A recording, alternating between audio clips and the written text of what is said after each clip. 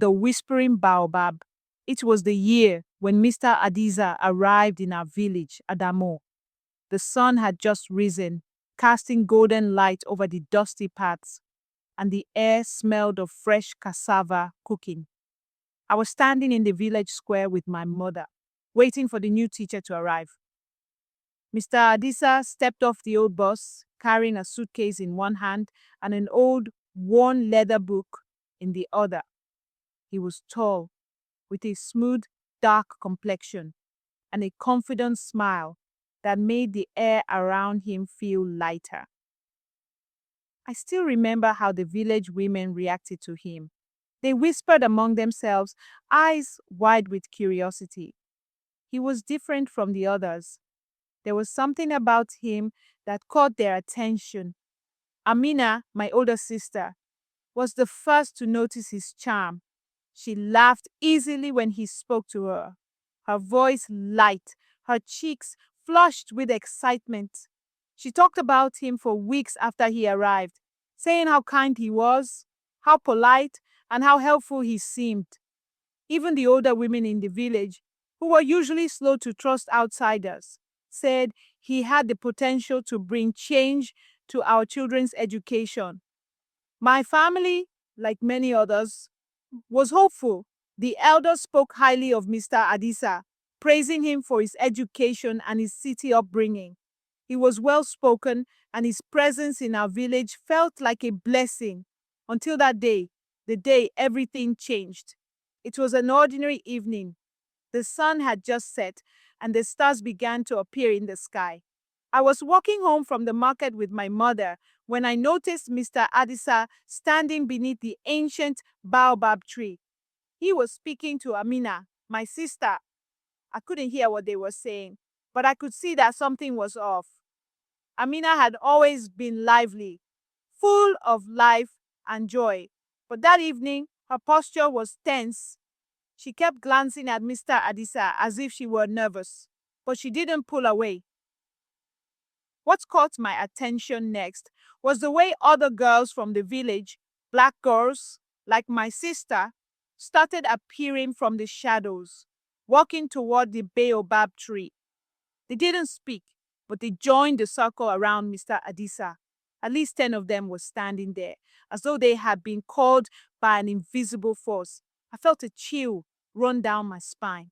I hid behind a bush, watching them in silence, unable to move, my heart racing. There was something about the scene that didn't feel right. The air grew thick, heavy, like the weight of the entire village was pressing down on us. I couldn't explain it, but I could feel it in my bones. Mr. Adiza's voice changed. It became deeper, richer, as though it was coming from everywhere at once and yet from nowhere. The girls, including Amina, stood motionless, their eyes fixed on him as if they couldn't look away. I tried to scream, to run, but my legs wouldn't move. It was as though some unseen force had rooted me to the spot. Then the girls began to collapse. One by one, they dropped to the ground, their bodies jerking and shaking uncontrollably, like they were being pulled by invisible strings. It was not a normal collapse. It was as if they were being controlled, their mouths open in silent screams. Amina was the last to fall. Her eyes were wide, terrified, but no sound came from her. And then, just as suddenly, everything went quiet. The girls stood up slowly, their faces expressionless, their movements mechanical. They walked away from the tree, back to their homes, their steps slow and deliberate. Mr. Adisa just stood there, smiling, his eyes dark, almost black, as though something sinister had taken hold of him. He glanced in my direction, and I swear, even though I was hidden, he saw me. But he didn't speak. He simply turned and walked away, his figure vanishing into the night. The next morning, the screams began. Every girl who had been under the baobab the night before was screaming in her home. Their parents rushed to them, confused, scared. My mother and father were terrified when they heard the news. I could see the fear in their eyes as they listened to the women of the village talk about what had happened. No one knew how or why it happened, but it was clear something had gone terribly wrong. Amina wouldn't speak to me after that. She became quiet, withdrawn. She wouldn't look anyone in the eye. She didn't laugh anymore, didn't sing, didn't even eat with the family.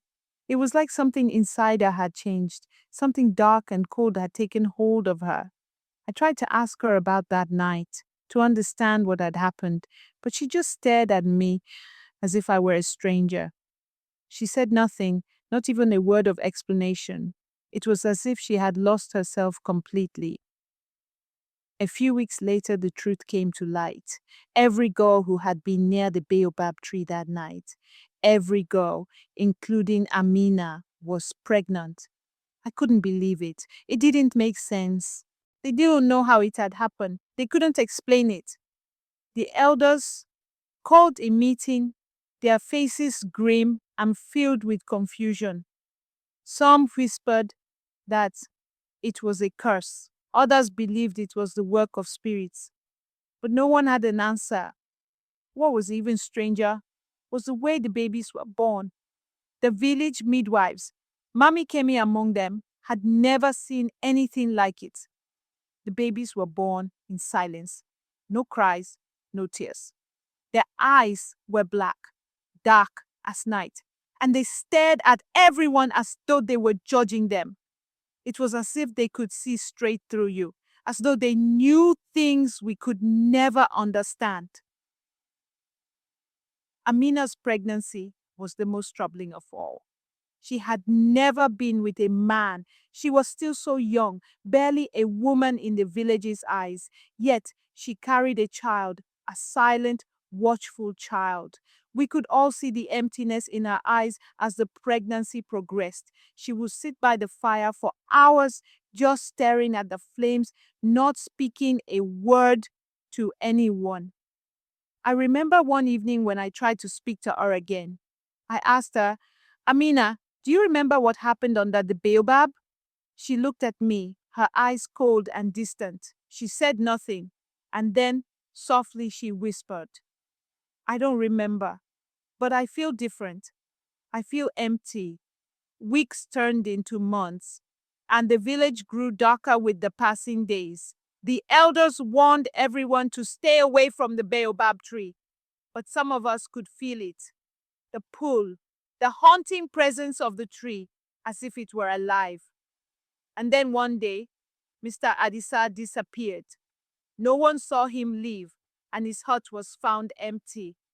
The strange book he had always carried with him was gone. It was as if he had vanished into thin air. But even after his disappearance, the villagers could feel his presence. Some said he had become a part of the tree, that his spirit had merged with the baobab. No one dared to go near it, but we all knew that something had changed in our village forever. Amina's baby was born in silence, just like the others. He never cried. His eyes were dark, unnaturally dark. And when he looked at you, you felt like he was reading your soul. The other children born that night were the same, silent, watchful, strange. They didn't laugh or cry. They simply watched everyone with their black eyes. The village was never the same after that night. The baobab tree still stands, its massive roots twisted